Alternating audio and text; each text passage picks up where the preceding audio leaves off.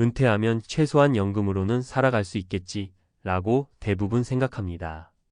특히 경찰, 군인, 공무원처럼 정년이 보장되고 퇴직 후에도 일정한 연금을 받는 직군은 노후 걱정은 덜하겠다는 시선을 받곤 하지요. 그런데 놀랍게도 매달 300만 원의 연금을 받아도 생활이 버거운 현실을 맞닥뜨리는 사람들이 많습니다. 한때는 안정된 직업의 상징이었던 경찰 출신 퇴직자조차도 망했다라는 표현을 쓸 만큼 힘든 삶을 살고 있다는 이야기는 우리 모두에게 큰 충격이자 경고가 됩니다. 이 글에서는 연금 300만 원 받아도 버겁다는 은퇴자의 현실을 중심으로 구체적인 사례와 전문가의 시각을 곁들여 은퇴 준비에 대해 깊이 있게 다뤄보겠습니다.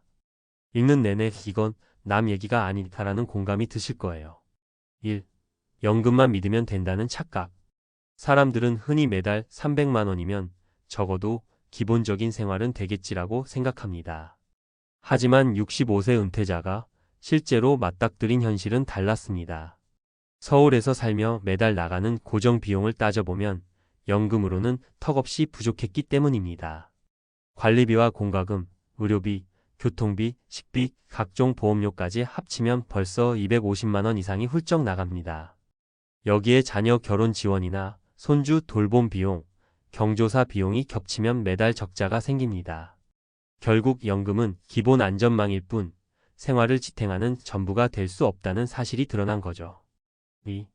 현실 사례. 서울에 사는 65세 전직 경찰 김씨 가명. 65세는 30년 경찰 생활을 마치고 퇴직했습니다. 매달 300만 원의 연금을 받으며 이 정도면 살 수 있겠지라고 생각했습니다. 하지만 막상 퇴직 후 현실은 녹록지 않았습니다. 아파트 관리비와 공과금으로 50만 원, 식비 80만 원, 의료비와 약값 30만 원, 교통비 20만 원, 통신비와 보험료로 30만 원. 여기까지만 해도 벌써 210만 원이 훌쩍 나갔습니다. 여기에 손주들 용돈, 친구들 모임 비용, 경조사비까지 보태니 매달 마이너스가 나는 구조가 된 겁니다. 현직에 있을 때는 몰랐습니다. 연금은 고정으로 들어오니까 그냥 안심했죠. 그런데 막상 은퇴하니 나가는 돈이 훨씬 많더라고요. 결국 아내와 함께 아르바이트를 찾을 수밖에 없었습니다. 김 씨의 고백은 연금이 있다고 해서 노후가 절대 안정적이지 않음을 보여줍니다. 3. 현실 사례. 지방으로 내려간 부부의 착각. 두 번째 사례는 박 부부 60대 초반입니다. 서울에서 퇴직한 뒤 생활비를 줄이겠다며 지방 소도시로 내려갔습니다. 집값 싸고 물가가 낮으니 연금 300만 원으로 충분히 살 수 있겠다고 생각한 거죠. 하지만 현실은 달랐습니다. 병원 접근성이 떨어지다 보니 교통비가 크게 들었고 농산물이 싸다고 해도 외식비는 여전히 부담이 됐습니다. 게다가 주위에 아는 사람이 없어 사회적 고립감이 커졌습니다. 결국 적은 생활비를 아끼면서도 외로움 때문에 우울증이 찾아왔습니다. 돈보다 무서운 건 사람 없는 삶이라는 말이 절실히 와닿는 사례였습니다. 4. 현실 사례. 자녀 지원에 무너진 은퇴자. 마지막 사례는 이시욱 17세입니다. 그는 연금 320만 원을 받고 있었지만 두 자녀의 결혼과 손주 양육 지원으로 매달 수백만 원을 지출했습니다. 우리 때는 부모가 도와주는 게 당연하다는 생각이 오히려 본인의 노후를 갉아먹은 겁니다. 은퇴 5년 만에 모아둔 예금이 바닥났고 결국 본인 생활비도 빠듯해졌습니다. 이 씨는 자식들 챙겨주다 보니 정작 나는 병원비도 걱정해야 할 처지가 됐다며 허탈해했습니다. 이처럼 자녀 지원이 은퇴자의 재정을 흔드는 보이지 않는 지출이 되는 경우가 많습니다. 5. 전문가. 인사이트. 왜 연금만으로는 안 되는가? 재무 전문가들은 입을 모아 말합니다. 연금 300만 원은 결코 적은 돈이 아닙니다. 그러나 지금의 물가와 평균 수명을 고려하면 안정적인 노후를 지탱하기에는 부족합니다. 첫째, 고정비 지출의 상승입니다. 특히 의료비와 약값은 은퇴 후 가장 큰 지출 항목이 됩니다.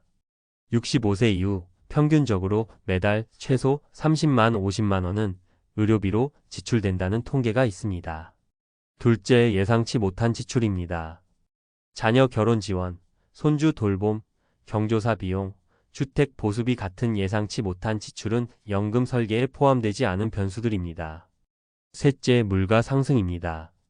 연금액이 고정되더라도 물가는 계속 오릅니다. 현재 300만 원이 10년 뒤에는 체감상 200만 원 이하로 줄어드는 효과가 발생합니다. 6. 어떻게 대비해야 할까? 그렇다면 우리에게 필요한 대비책은 뭘까요? 전문가들은 크게 세 가지를 강조합니다. 연금 외 추가 소득원 마련. 은퇴 후에도 소규모 파트타임, 프리랜스 일거리 혹은 임대소득 같은 보조 수입이 반드시 필요합니다. 연금은 기본 안전망일 뿐 여유로운 삶을 보장하지는 못합니다. 지출 구조 재설계. 은퇴 전부터 생활비 구조를 줄이는 훈련을 해야 합니다. 특히 자녀 지원 문제는 선을 긋는 것이 중요합니다. 부모의 노후는 스스로 책임져야 한다는 인식을 명확히 해야만 본인의 삶이 무너지지 않습니다. 건강관리 최고의 자산. 의료비는 은퇴 재정을 무너뜨리는 가장 큰 변수입니다. 규칙적인 운동과 건강한 생활 습관은 곧바로 돈을 절약하는 방법입니다. 전문가들은 건강한 사람은 연금액이 적어도 살 수 있지만 아픈 사람은 연금이 아무리 많아도 부족하다고 말합니다. 7. 마무리 남 얘기가 아니다.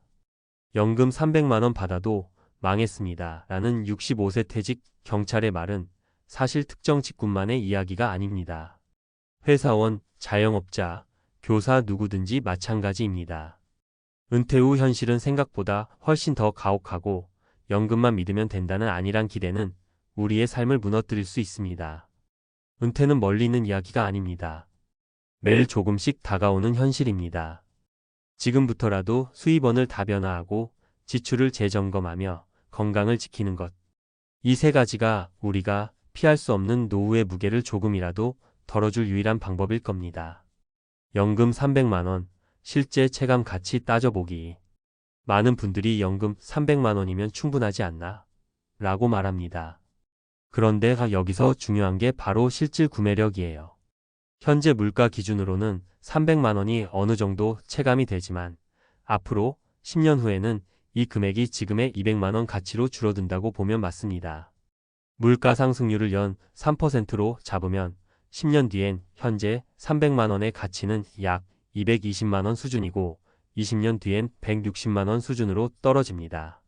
즉, 은퇴 초반에는 그럭저럭 살만하다 싶다가도 70대 후반 80대에 접어들면 생활비 압박이 훨씬 심해질 수 있다는 겁니다. 따라서 단순히 지금 돈만 보고 안심하면 안 되고 장기적인 물가 상승을 반드시 계산에 넣어야 합니다. 2. 생활비 구조 재점검 어디서 줄일 수 있을까? 은퇴 후 가장 먼저 해야 할 게 바로 고정비 점검입니다. 실제 상담 현장에서 보면 은퇴자분들 가게에서 제일 많이 새는 돈이 집, 차, 자녀 지원 이 세 가지입니다. 주거비 전세나 대출이 남아있다면 은퇴 전에 최대한 정리하는 게 좋아요. 매달 50만 원 이상 나가는 대출이자나 월세는 은퇴 재정을 뿌리째 흔듭니다.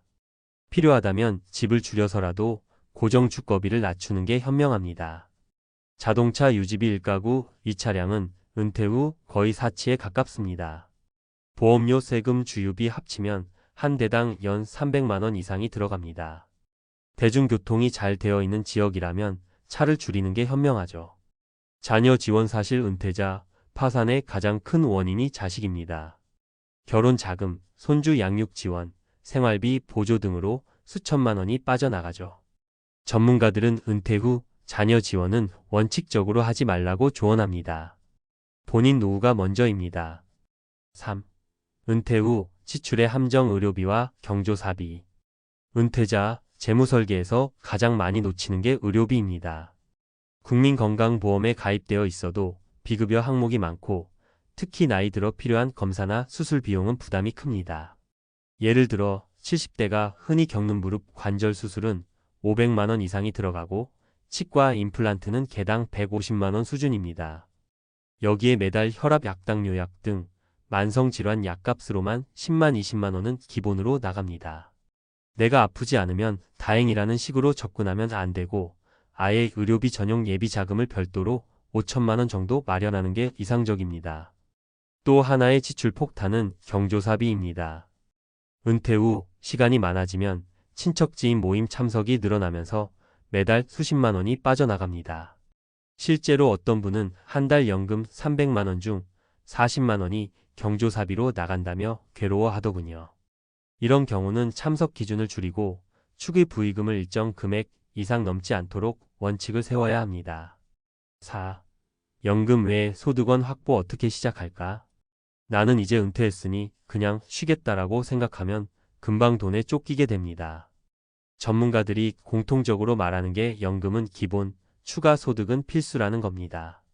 예를 들어 매달 50만 100만 원의 추가 소득만 있어도 삶의 질이 크게 달라집니다. 파트타임 경비, 주차 관리, 학교 안전지도 등 비교적 체력 소모가 적은 일은 월 7만 100만 원 정도 수입이 가능합니다. 재능 활용 글쓰기, 사진, 외국어, 요리 등 본인의 취미를 강의나 콘텐츠로 연결하면 월 30만 50만 원의 부수입이 생깁니다. 임대소득 집 한 채에서 방을 내주거나 소형 원룸을 투자해 임대하면 안정적인 현금 흐름이 만들어집니다. 물론 초기 투자비와 리스크를 잘 따져야 합니다. 포인트는 큰돈 벌겠다가 아니라 생활비 구멍을 메우는 작은 소득원을 만드는 겁니다. 5. 실질적인 준비 팁, 지금 당장 할 수 있는 것들. 예비자금 최소 1억 확보. 전문가들은 연금 외에 최소 1억 원은 현금성 자산으로 확보하라고 조언합니다. 이 돈은 여행이나 여유 자금이 아니라 의료비, 예상치 못한 사고 집수리 등 비상시에만 쓰는 겁니다. 생활비 줄이기 훈련. 은퇴 전에 미리 한 달에 얼마로 살 수 있는지 시뮬레이션을 해보세요. 예를 들어 월 250만 원 안에서 살아보는 겁니다. 실제 생활에 보면 어떤 부분을 줄일 수 있는지가 보입니다. 자녀와 대화하기. 부모의 노후는 본인 책임이라는 걸 분명히 해야 합니다. 결혼 지원, 집 구매 지원 등은 못 해준다고 선을 긋는 게 오히려 자녀와의 관계를 지키는 길입니다. 건강에 투자하기. 운동과 식습관 관리는 결국 돈을 절약하는 최고의 방법입니다. 건강검진을 꼬박꼬박 받고 생활습관병을 미리 관리하는 게 은퇴 재정을 지키는 핵심입니다. 6. 정리. 은퇴는 결국 숫자의 싸움. 은퇴 후 삶은 감정이 아니라 숫자로 드러납니다. 매달 들어오는 연금액, 고정비 지출, 의료비, 경조사비, 그리고 추가 소득. 이 모든 숫자를 맞춰야만 삶이 굴러갑니다. 연금 300만 원은 분명히 소중한 안전망입니다. 하지만 그것만 믿으면 언젠가는 벽에 부딪힙니다. 은퇴는 연금, 예비자금, 추가소득, 지출 관리가 내 다리처럼 함께 서 있어야 버틸 수 있다는 걸 꼭 기억해야 합니다.